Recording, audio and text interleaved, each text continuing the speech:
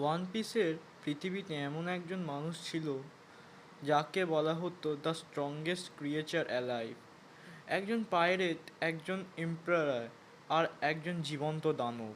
আজ আমরা জানবো কাইদোর সম্পূর্ণ গল্প। কাইদোর চাইল্ডহুড। কাইদো ছোটবেলা থেকেই অস্বাভাবিক শক্তিশালী ছিল, যে যুদ্ধক্ষেত্র থেকে বড় হয়েছে এবং খুবই অল্প বয়স থেকেই একজন ভয়ানক যোদ্ধা হয়ে উঠেছে। Journey to the rocks pirate.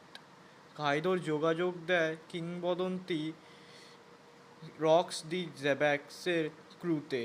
সেখান থেকে তার সাথে হোয়াইট বেয়ার, বিগ মমের মতন ভবিষ্যতের কিংবদন্তিরা সাথ দেয়।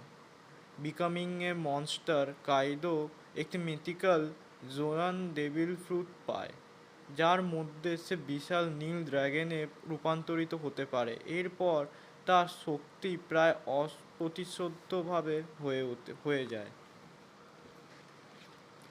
Empire of C. কাইদো পরবর্তী ফোর এম্পায়ারের একজন হয়ে ওঠে এবং ওয়ানো কান্ট্রিকে নিজের নিয়ন্ত্রণে নিয়ে নেয়। Why Kaido want a great war. Kaido বিশ্বাস করত যে পৃথিবী দুর্বল হয়ে গেছে। সে এমন একটি যুদ্ধ চেয়েছিল যা পুরো বিশ্বকে কাঁপিয়ে দেবে।